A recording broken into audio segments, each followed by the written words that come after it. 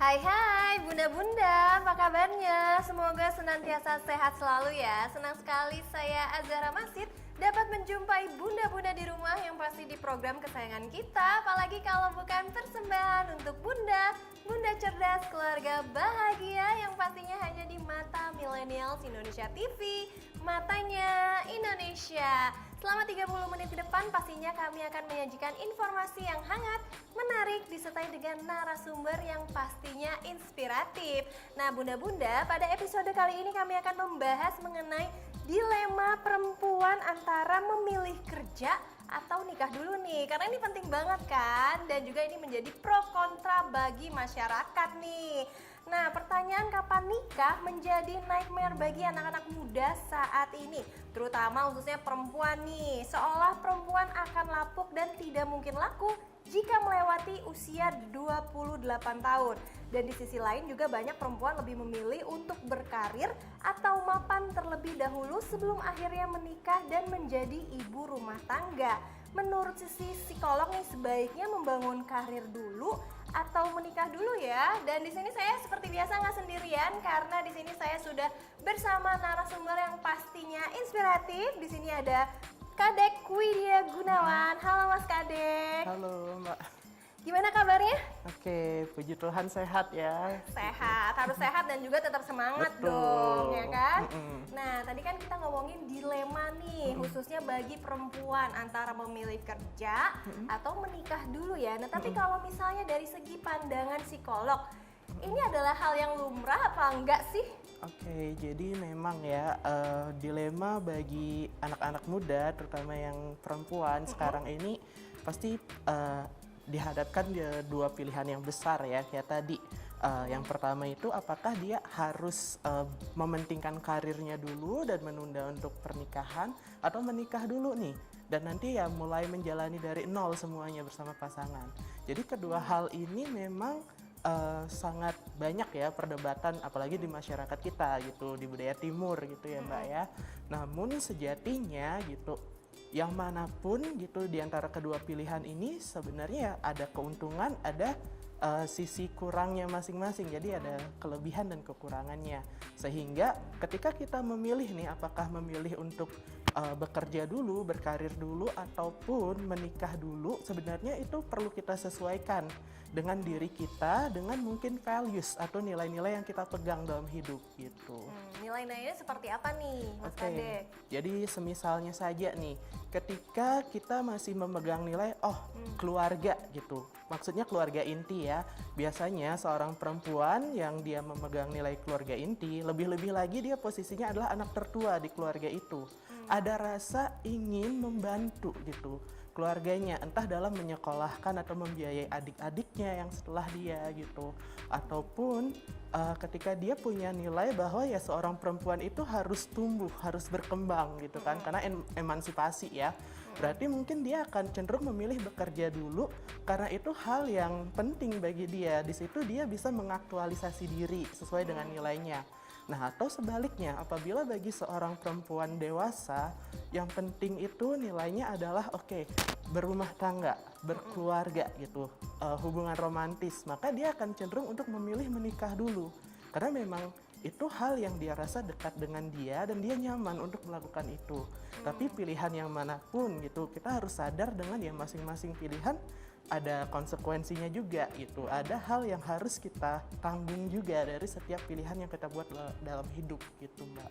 Berarti di zaman sekarang mau pilihannya apapun sebenarnya hal yang biasa aja selama tadi mengikuti nilai-nilai atau prinsip-prinsip yang ada di keluarganya, bahkan di diri sendiri gitu.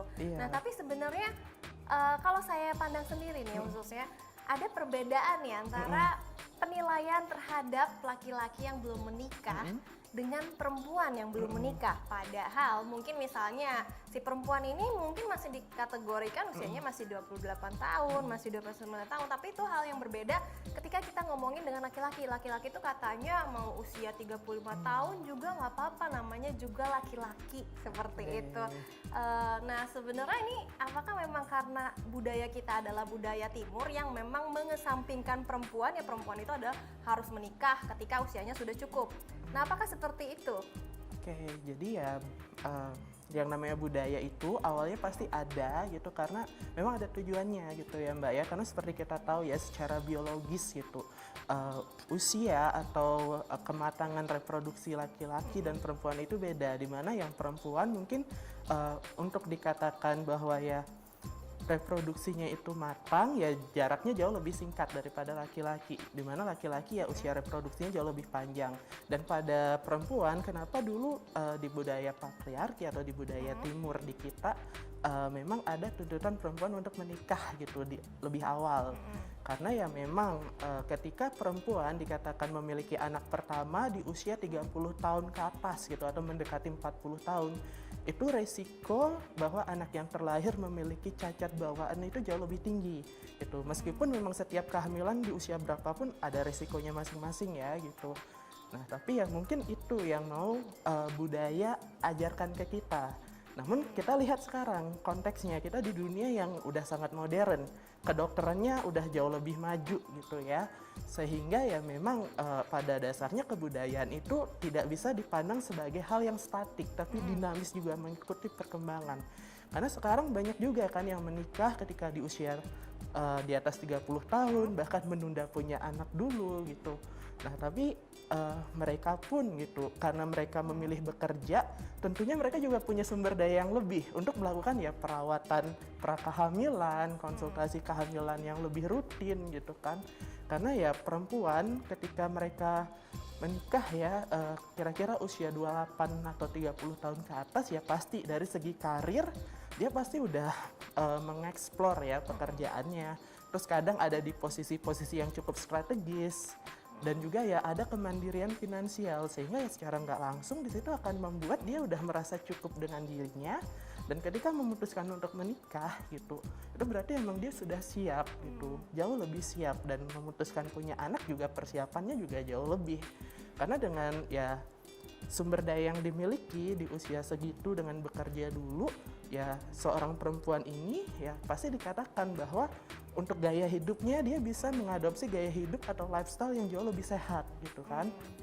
Bisa merawat dirinya, sudah merasa bahwa ya ketidakstabilan emosional atau perasaan trauma, ketakutan di masa lalu mungkin sudah lebih banyak bisa terselesaikan gitu bagi dia, sehingga lebih ready memang. Sebenarnya fleksibel juga ya, tergantung si perempuan ini mau memilih menikah dulu kah atau misalnya tidak menikah dulu tapi misalnya mau bekerja dulu, dan semuanya itu masing-masing ada resikonya. Betul. Kebetulan misalnya kalau perempuan pengen nikah dulu berarti dia harus kehilangan semuanya pekerjaannya, kesempatan. tapi kalau misalnya si perempuan itu ingin melanjutkan karir seperti itu ya Mas Kadek, berarti dia harus ekstra berhati-hati untuk menjaga tubuhnya juga, apalagi zaman sekarang mungkin di zaman digital dan semua juga era sudah canggih, bahkan beberapa waktu lalu kan namanya juga ada namanya egg freezing ya.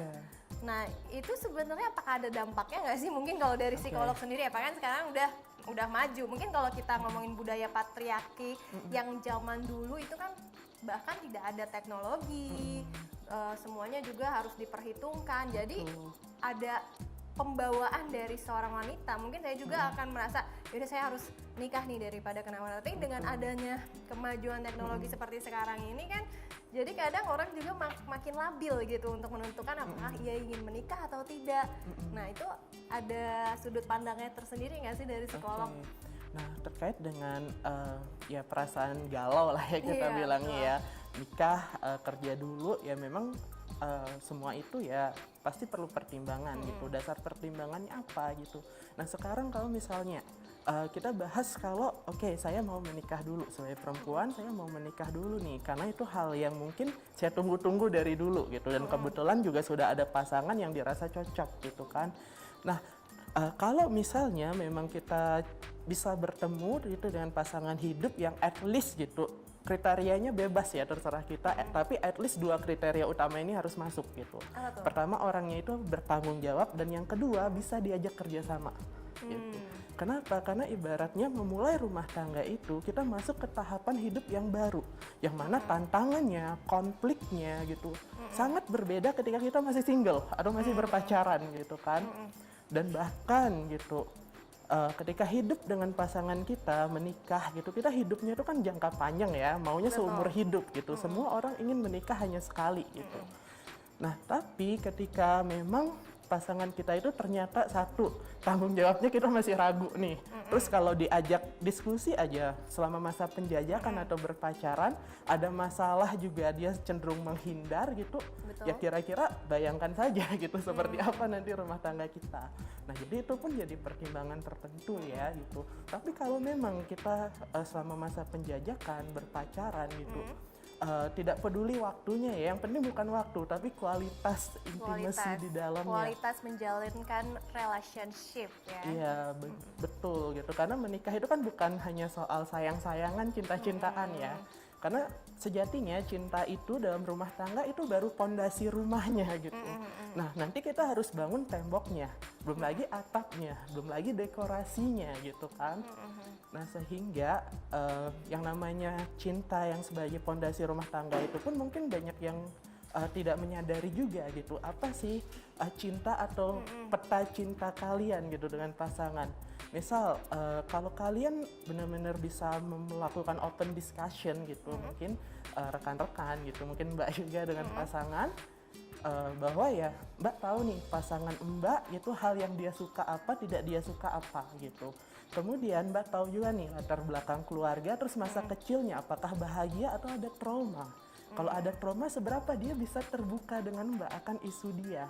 Berarti kita mesti jadi detektif juga ya sebagai Betul, perempuan. karena kan kita nggak ingin ya kayak, oke, kita kenal, oh orangnya kayaknya baik, oke nikah. Tapi ketika baru menikah gitu, setahun gitu, 2 tahun kita baru kelihatan, kok orangnya seperti ini ya. Dan Itu kan ada ujung-ujungnya malah cerai kekecewaan. muda Iya, kan, banyak yang nikah betul. muda ujung-ujungnya cerai muda, itu kan yang harus dihindarin. Nah tapi kan kalau ngomongin masalah kelabilan perempuan nih khususnya kan, atau misalnya perempuan laki-laki yang pengen menikah tapi ternyata belum ditemukan juga nih jodohnya, misalnya setiap dia melakukan penjajakan sama orang lain kayak ada aja misalnya something miss lah, atau misalnya yang kayaknya dia bukan laki-laki yang aku cari deh selama penjajakan, atau bukan perempuan yang aku cari padahal udah siap nikah nih.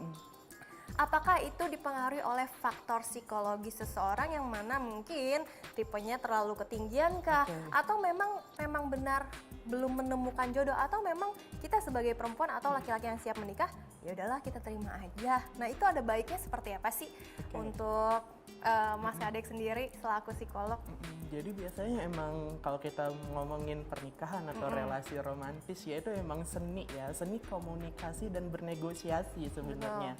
Jadi kadang-kala nih kita udah deket dengan orang, kayaknya orangnya bertanggung jawab nih, terus diajak kerja sama bisa, tapi kok kayaknya ada beberapa hal yang miss ya gitu. Nah mungkin itu saatnya kita mulai membahas ya, ekspektasi kita dari pasangan apa, ekspektasi pasangan dari kita apa yang bisa ketemu, apa yang nggak bisa. Nah kalau misalnya nggak bisa ketemu, apakah pasangan atau kita cukup open ya ketika pasangan menawarkan alternatif, oke, aku nggak bisa kayak gitu, tapi aku mungkin bisanya kayak gini.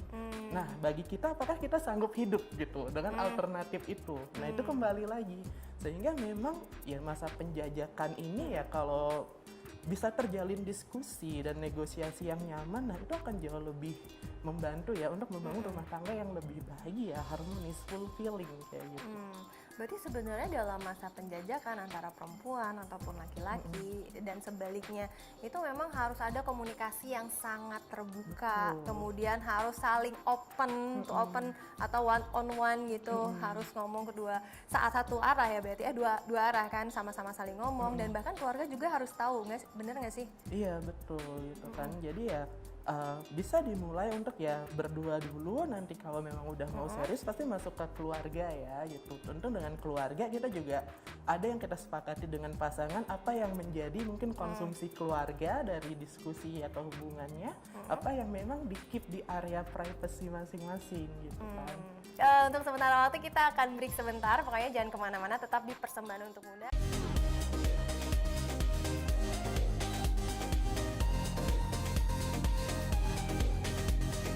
Kembali lagi di Persembahan untuk Bunda dan masih bersama saya Zara Masid dan juga Saya Kadek Widya Gunawan.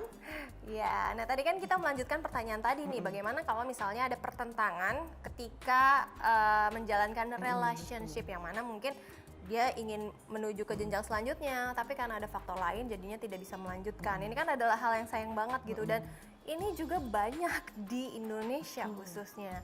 Nah, kalau dari pakar psikolog sendiri gimana nih Mas Kadek? Oke, jadi memang pernikahan di budaya kita ya emang cukup berbeda ya. Keunikannya adalah di budaya kita, atau ya mungkin sebagian besar budaya timur ya, pernikahan bukan hanya penyatuan dua insan, tapi juga dua keluarga gitu. Sehingga ya sinkronisasi atau mungkin keselarasan ya di antara kedua keluarga itu pun menjadi hal yang penting gitu. Tapi sekali lagi balik lagi, kira-kira ketika memang ada pertentangan nih dari misalnya orang tua salah satu pasangan kita gitu, dari manakah kita akan menyikapinya? Nah, saat seperti itu jangan sampai nih satu pasangan ngambil keputusan atau merasa sendiri gitu. Kita memang harus menyadari bahwa oke, ini kita merasa cocok nih, kita ingin melanjutkan ke hubungan yang berikutnya, tapi ada pertentangan. Nah, sebisa mungkin kita harus melibatkan juga dong pasangan kita. Kita harus aware bahwa pasangan kita itu ingin dilibatkan loh dalam pemecahan masalahnya. Jangan sekali-sekali jalan sendiri. Biasanya sih yang cowok-cowok yang mikir jalan sendiri ini solusi terbaik gitu ya. Padahal kan enggak gitu. Karena ya rencananya mau maju ke tahapan selanjutnya, ada ganjelan gitu atau ada kendala, ya sudah dibahas gitu kira-kira maunya apa gitu. Nah, karena kan gak jarang juga ya ketika dari keluarga ada pertentangan, oh memang mereka berencana tidak mau tergantung dengan keluarga gitu. Ya mungkin ada di antara keluarga pun pasti nggak semuanya menentang ya, ada salah satu salah dua gitu, ada aja yang mendukung gitu ya. Mereka menggunakan atau yang lebih dekat dengan yang mendukung gitu. Kalau menggunakan kesannya jahat ya gitu. Tapi memang lebih mendekatkan diri dengan yang mendukung. Terus bisa juga gitu bahwa ketika menikah mungkin tidak tinggal dengan ya orang tua atau dengan mertua, karena banyak juga yang nikah gitu kan belum punya rumah, mereka nggak apa-apa ngontrak dulu gitu kan. Karena ya memang kalau menikah di awal gitu di usia yang muda, misalnya baru lulus, baru bekerja terus langsung menikah, ya pasti ya kita punya niat untuk memulai dari nol nih dengan pasangan, atau bahkan bagi beberapa orang mulai dari minus gitu ya Mbak ya. Berarti sebenarnya ini tuh bukan menyatukan antara kedua belah pihak juga, tapi menyatukan antara kedua keluarga. Berarti ada baiknya ketika semua faktor di luar dari kita itu mendukung pasangan kita dong. Kalau misalnya sama sekali nggak mendukung, itu bisa akan jelek ke depannya. Seperti itu Mas Kadek. Oke, mungkin ya yang dimaksud jelek ke depannya itu adalah ya ada bisa, aja gitu ada masalah aja dari lingkungan, kendala konflik gitu. konflik dari lingkungan Karena keluarga. tidak jarang di rumah tangga seseorang yang menimbulkan konflik itu justru mungkin mertua gitu ya. Iya betul.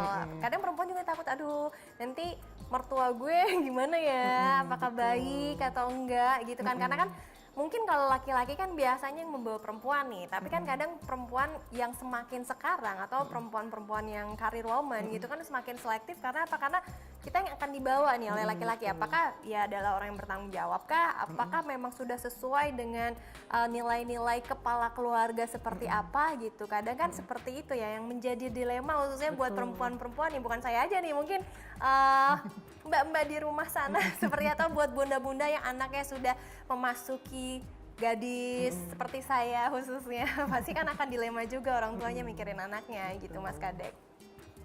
Nah, dengan situasi yang demikian ya memang sesuatu yang dilematis itu selama kita masih bisa komunikasikan, ada baiknya kita komunikasikan ya, karena memang menyatukan dua keluarga dalam pernikahan itu ya itu bukan perkara yang mudah gitu, dan memang harus ada keberanian untuk memulai membuka pembicaraan, karena kita perlu tahu nih apa sih yang tidak disukai dari misalnya orang tua yang menentang gitu, apa yang membuatnya ragu gitu. Nah, ketika ada keraguan dan ternyata kita dengan pasangan masih bisa untuk make sure bahwa ya oke, ini akan berhasil loh. Ini kami bisa loh, kami jalani ini bersama meskipun kondisinya nanti minus gitu Yang kan. penting yakin ya, mudah-mudahan. Nah, tapi kalau kita ngomongin dilema juga kan sebenarnya faktornya banyak nih. Banyak sekali. Bukan cuma relationship doang, terus bukan cuma dari pihak sebelah sana gitu loh, bukan cuma apapun gitu yang menjadi jasa dari diri seseorang, tapi ada juga yang berupa material, misalnya kayak materi atau keuangan. Dan terkadang misalnya sebagai perempuan ini kan ada yang memilih untuk menikah dulu walaupun belum punya rezekinya, gampang deh nanti ketika udah nikah rezeki ada kok gitu. Tapi ada juga yang dari awal tuh udah mempersiapkan, oh kita kumpulin uang dulu nih, baru kita bisa menikah. Sebenarnya lebih penting mana sih misalnya, ataukah memang ya udah jalanin aja, kalau memang udah siap, udah yakin, ya udah nikah aja gitu. Kalau memang pertanyaannya antara persiapan atau menjalani saja gitu ya, memang segala sesuatu ada baiknya kita punya persiapan meskipun minimal ya gitu. At least ada yang udah kita pikirkan, kita rencanakan gitu. Karena biasanya kalau memang kita majunya modal nekat ya gitu, tanpa ada pertimbangan, oke nanti udah nikah, terus bahkan belum kepikiran nih, belum punya pekerjaan, main nikah aja, terus nggak kepikiran mau nyari kerja apa misalnya gitu. Nah itu kan jadi kendala ya gitu. Dan nah itu kan berarti ya kita meskipun menikah, itu orang menikah kan maunya mandiri ya Mbak ya gitu kan. Tapi ketika tanpa persiapan sedikit pun dari kitanya, ya kita menikah, kita tetap dihidupi oleh orang tua gitu ya. Kalau bisa itu yang kita minimalkan gitu. Nah tapi kalau menanggapi nih, khususnya sebagai perempuan kan kebanyakan tuh kan perempuan ya dibandingkan betul. dengan laki-laki gitu. Mengatasi dilema pro dan kontra dari lingkungan sekitar, mungkin penuh dengan tuntutan ataupun tekanan, khususnya kayak kenapa nggak nikah aja sih gitu kan udah kerja gitu. Atau misalnya udahlah maksudnya kerja dulu aja. Ada kan mungkin yang dari keluarganya memang belum diperbolehkan nikah dulu karena mungkin melihat karirnya lagi oke nih. Jadi sayang kalau misalnya nikah dulu. Nah bagaimana khususnya buat muda-muda di rumah mungkin yang punya anaknya udah gadis gitu, udah siap, dirasa sudah siap menikah, bagaimana harus menanggapi pro dan kontra dari faktor eksternal atau dari masyarakat sekitar, mungkin dari tetangga sebelah ya kan. Betul. Omongan tetangga itu Omongan menjadi tetangga, momok ya dalam betul. pernikahan dan keluarga gitu. Jadi sebenarnya sih memang ya satu-satunya cara ya gitu, sebagai seorang individu gitu, kita tidak bisa mengendalikan atau mengontrol ya orang lain, lingkungan sekitar gitu. Nah, kalaupun kita mencoba mengontrolnya, itu hanya akan membuat kita makin terbebani karena pasti gagal gitu. Satu-satunya yang bisa kita kontrol adalah ya diri kita dan cara kita merespon. Nah, gimana cara terbaik merespon? Kadangkala dengan memberikan respon langsung gitu, dengan misalnya ada yang bilang nih, kamu kan udah bekerja gitu, kamu udah usia segini kok belum nikah, kapan sih nikah? Nah, semakin kita merespon, belum tentu orangnya juga paham ya perspektif kita gitu. Jadi ya ada kalanya memang ya sudah gitu, kita hanya bisa bilang ke diri sendiri mungkin bahwa yang akan menjalani ini orang itu atau saya, tetangga saya kah yang akan menjalani atau saya. Kalau misalnya gagal, apakah orang itu Mempunyai mau benefitnya bertanggung jawab atau punya gitu tanggung ya. jawab juga. Kalau memang tidak ya sudah gitu. Berarti ada atau tidaknya orang itu ya tidak akan membuat kita itu memberikan keputusan yang jauh lebih baik. Berarti kan keberadaan orang itu nggak signifikan. Jadi anggap saja ya angin lalu omongannya gitu kan. Tapi kalau misalnya dari pandangan psikolog sendiri, ini kan kita bisa melihat seiring berjalannya waktu, mungkin nenek moyang kita zaman dulunya, apalagi misalnya yang punya adiknya kakak, atau misalnya adik kakak yang memang zaman dulu tuh udah usianya 20, itu tuh terkadang udah terlalu tua untuk menikah. Betul. Seperti itu, bahkan ada yang usia 16 tahun aja udah nikah zaman dulu. Tapi mungkin mereka ketika seiring berjalannya waktu, sudah merasakan namanya kerja, sudah merasakan yang namanya emansipasi seperti saat ini, malah banyak sekali wanita bahkan di daerah-daerah yang ada di Indonesia itu semakin paham akan pentingnya misalnya bekerja dan juga pentingnya juga untuk menikah tapi dengan usia yang ideal. Nah, apakah ini ada faktornya mengikuti perkembangan zaman atau memang sudah melek akan dunia untuk perempuan itu sudah emansipasi seperti itu atau seperti apa? Oke, biasanya sih memang faktor perkembangan zaman itu ada pengaruhnya. Kenapa? Karena kayak tadi ya, mungkin teknologi, akses informasi jadi cepat gitu. Kalau dulu mungkin di kota besar perempuan-perempuannya sudah paham akan emansipasi, tapi di daerah-daerah mungkin belum gitu. Karena akses informasi di zaman dulu itu sangat lambat dan tidak merata. Kalau sekarang kan cepat ya, informasi itu di genggaman tangan kita ya, sejauh ujung jari lah gitu katanya. Sehingga ya semakin kita terekspos informasi, semakin ya kita akan paham bahwa oh misalnya sebagai perempuan gitu, sebagai perempuan ternyata hidup itu nggak hanya soal tumbuh dewasa, menikah, punya anak gitu, nggak hanya soal itu, ada hal lain, ada kesempatan untuk berkarir, mengejar impian atau ya memperoleh pendidikan setinggi-tingginya gitu. Karena ya memang zaman sekarang juga banyak sekali ya perempuan-perempuan mereka memilih untuk mementingkan karir, menunda menikah, bahkan ada yang sampai kuliahnya S3 gitu kan di luar negeri lagi. Itu kan hal yang cukup luar biasa ya gitu. Waduh, ini penting banget nih, khususnya buat perempuan-perempuan di luaran sana yang masih dilema, karena informatif banget. Dan nantinya juga saya akan menanyakan nih beberapa hal mengenai digitalisasi di era sekarang nih, perempuan mau memilih kerja dulu atau nikah dulu. Jadi buat bunda-bunda di rumah, jangan kemana-mana, tetap di Persembahan untuk Bunda.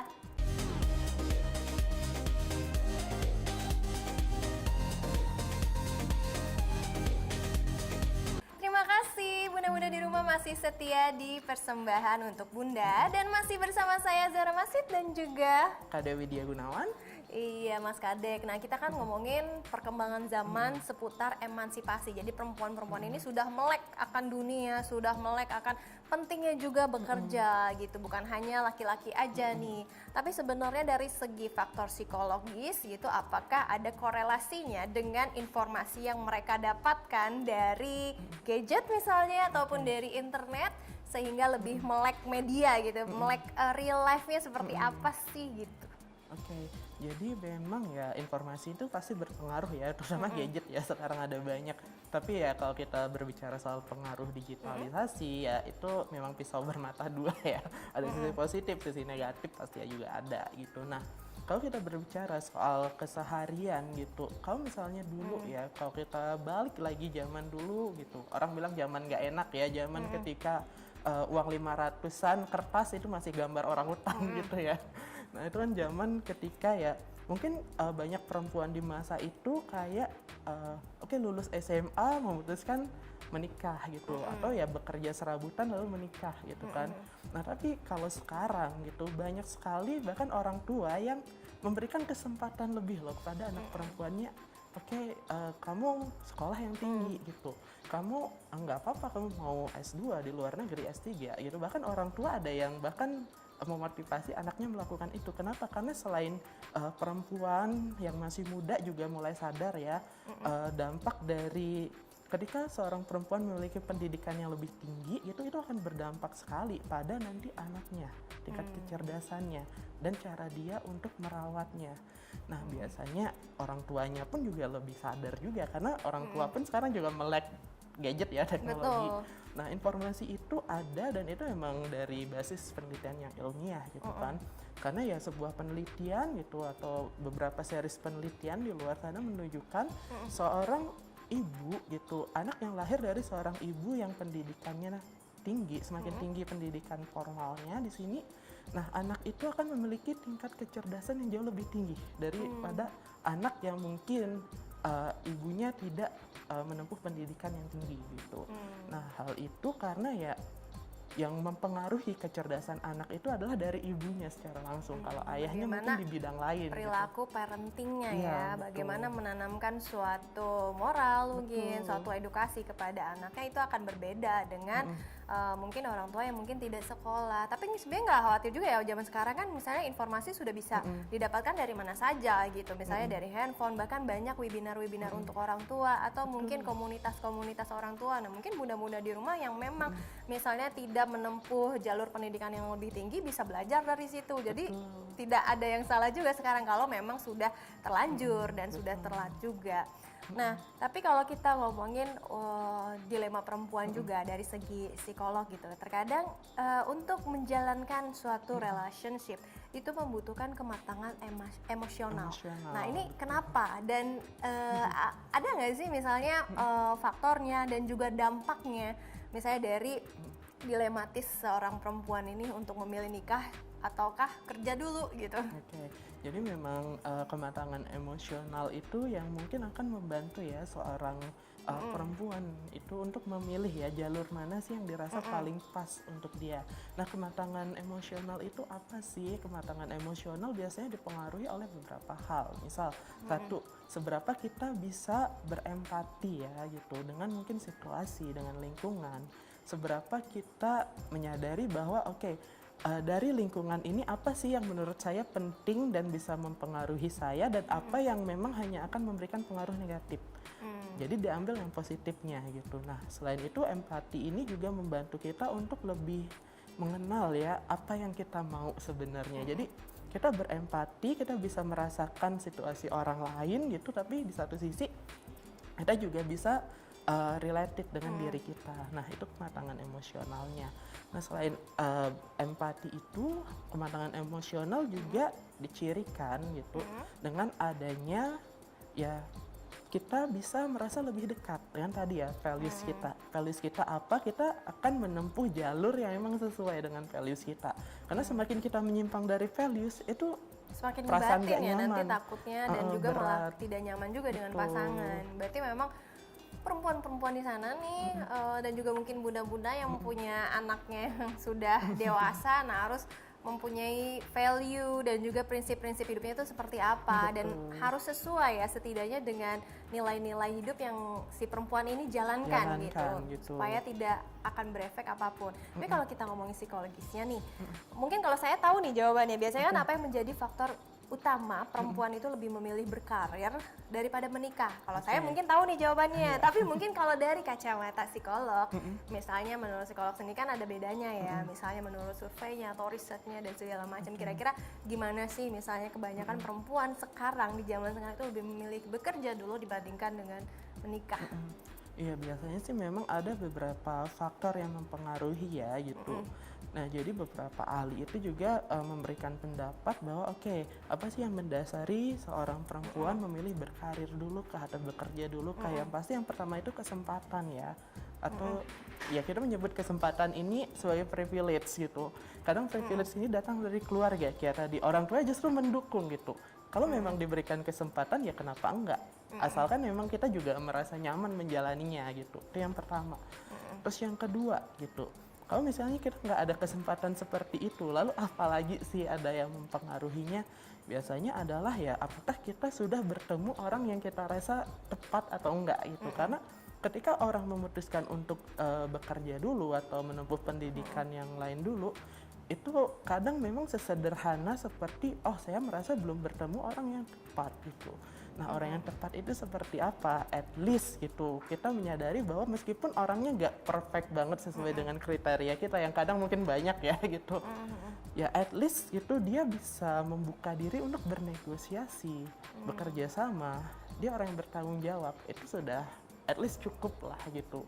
Karena yang lainnya kan bisa kita diskusikan, negosiasikan, cari bareng-bareng gitu. Nah, pokoknya buat perempuan-perempuan di sana jangan dilema ya antara memilih kerja dulu ataupun menikah dulu.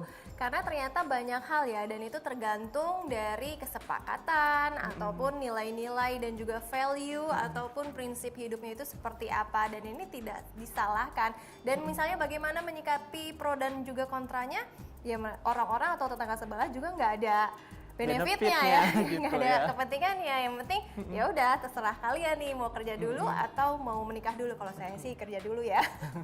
Tapi nggak berasa nih Mas Kadek, ternyata kita sudah di penghujung acara, artinya kita sudah 30 menit nih. Tapi ternyata bahasannya informatif sekali dan sebenarnya masih banyak nih pertanyaan yang ada di kepala saya yang belum tersampaikan. Tapi sebenarnya keseluruhan ini penting banget nih, khususnya untuk bunda-bunda di sana mungkin yang ingin memberikan wejangan atau nasihat kepada anaknya mungkin sudah gadis ataupun sudah beranjak dewasa. Jadi asal tidak salah pilih ya, dan juga butuh suportif dari keluarga yang paling penting dalam menanamkan prinsip hidup kepada anaknya. Dan jangan lupa untuk saksikan terus persembahan untuk Bunda di episode lainnya yang gak kalah menarik daripada episode hari ini. Saya Zara Masid bersama dengan Kak Dewi Dia Gunawan. kami pamit undur diri. Bye-bye.